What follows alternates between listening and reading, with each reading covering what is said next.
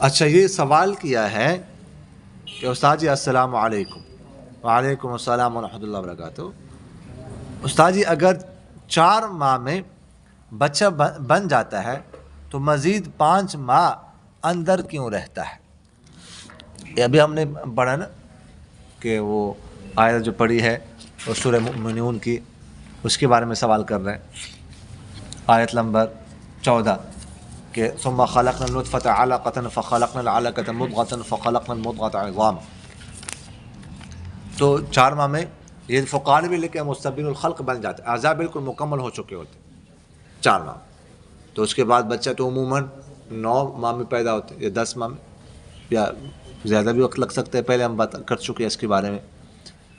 تو دیکھیے گا اعضاء بن گئے، لیکن ابھی وہ اس کا پروسیس چل رہا ہے، ٹھیک ہے نا. وہ ادھر اس کی جگہ مزید جو ہے نا اس کے مضبوط ہونے میں وہ جگہ اس کا وہ ہے. آپ دیکھتے نہیں ہو کہ 6 ماہ 7 ماہ میں اگر بچہ پیدا ہو جائے تو فوراً کیا کہتے ہیں، اس کو شیشے میں رکھو.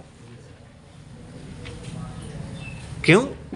ٹھیک ہے، وقت سے یعنی ابھی 5 ماہ مزید اس کو لگنے ہیں، ٹھیک ہے، اعضاء کو مضبوط ہونے میں، اس دنیا میں آنے کے لیے تیار ہونے میں. سمجھ آ گئی کہ نہیں آئی؟ پہلے آ گیا تو آپ دیکھتے ہیں کہ نہیں 7واں مہینے پہ 8واں مہینے پہ یا بچتا نہیں ہے زندہ، یا پھر یہ کہ اس کو کچھ عرصے کے لیے اس کی کیئر کی جاتی ہے، اس کا علاج کیا جاتا ہے، شیشے میں ڈالا جاتا ہے. تو یہ ہے کہ ابھی جو ہے نا اعضاء تو بن گئے، لیکن ابھی جو ہے نا وہ دنیا اس کی فی الحال وہی ہے، اس دنیا کے لیے ابھی وہ کیا ہے، مکمل نہیں تیار. سمجھ آ گئی کہ نہیں ہے؟ یہ فرماتے ہیں کہ السلام علیکم. وعلیکم السلام. استاد جی آپ صلی اللہ علیہ وسلم کی بیٹی کا واسطہ دے کر دعا کر سکتے ہیں کیا؟ دیکھیں، کسی بھی بزرگ کا واسطہ دے کر دعا کر سکتے ہیں. آپ صلی اللہ علیہ وسلم کا واسطہ دے کر، ٹھیک ہے، آپ صلی اللہ علیہ وسلم کی بیٹی کا واسطہ دے کر، کسی اور بزرگ کا واسطہ دے کر. آپ لوگوں نے پڑھا ہے نا حضرت عمر رضی اللہ عنہ جیسے موحد، کتنے بڑے موحد گزرے، وہ آپ صلی اللہ علیہ وسلم کے بعد جب عباس رضی اللہ عنہ زندہ تھے، آپ صلی اللہ علیہ وسلم کے چچا، تو ان کے واسطے سے دعا مانگتے تھے بارش کے لیے. پڑھا ہے کہ نہیں پڑھا آپ لوگوں نے؟ ان کے واسطے سے دعا مانگتے تھے، ان کا واسطہ دے کر دعا مانگتے تھے. کہ تو کسی بھی نیک شخص کا واسطہ دے کر اللہ سے دعا مانگ سکتے ہیں. اور جو نیک شخص کا واسطہ دیا جاتا ہے یہ بھی اصل میں ان کے اعمال کا واسطہ دیا جاتا ہے. یہ وسیلے میں اختلاف کرتے ہیں نا، وسیلہ نہیں مانتے بعض حضرات. امام ابن تیمیہ رحمہ اللہ نے بھی اس میں لکھا ہے بہت کچھ. تو جس بزرگ کا واسطہ دیا جاتا ہے وہ اس کے نیک اعمال کی وجہ سے واسطہ دیا جاتا ہے. کوئی چرسی کا واسطہ دیتا ہے، بھنگی کا واسطہ دیتا ہے؟ نہیں دیتا ہے نا. تو اگر کسی نیک کا واسطہ دیتے تو اعمال کی وجہ سے ہی دیتے ہیں. اگلا سوال ہے السلام علیکم. وعلیکم السلام. استاد جی آپ صلی اللہ علیہ وسلم کی دادا کی قبر کہاں ہے؟ ان کی وفات کب ہوئی؟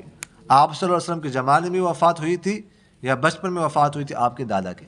دیکھیے آپ کے دادا عبد المطلب جو ہے نا، ان کی وفات جب آپ صلی اللہ علیہ وسلم کی عمر مبارک 8 سال تھی تو ہوئی تھی. بچپن میں تھے آپ صلی اللہ علیہ وسلم، 8 سال عمر تھی. قبر کہاں ہے یہ مجھے معلوم نہیں ہے، کیونکہ قبر جو ہے نا وہ کہاں ہے، واللہ اعلم.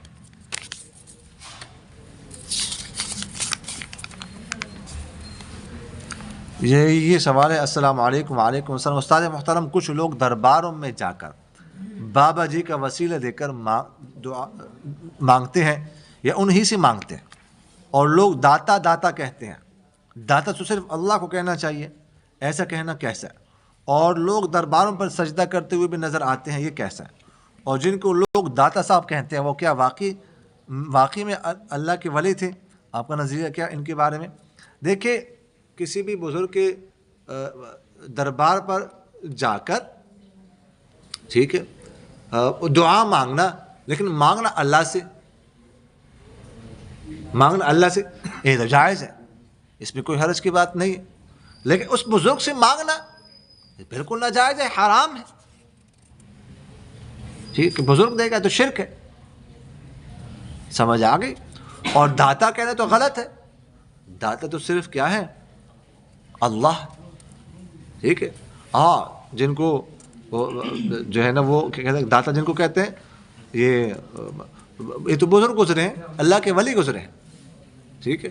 لیکن اب جو ہے نا انہوں نے رسومات شروع کر دی, غلط بات ہے. یہی بزرگ ان تمام غلط باتوں کی تردید کرتے تھے اپنے زمانے میں. ٹھیک ہے, وہ بیچارے وہ کیا کر سکتے. اچھا کہ قبروں کو سجدہ کرنا بالکل ناجائز ہے. سجدہ عبادت کرے, عبادت کی نیت سے کرے تو شرک ہے. وہ تو آپ صلی اللہ علیہ وسلم کی قبر کے لیے بھی جائز نہیں ہے, شرک ہے. اور سجدہ تعظیم کرے پھر بھی ناجائز ہے, حرام ہے. ہماری شریعت میں تو سجدہ تعظیم بھی جائز نہیں ہے نا.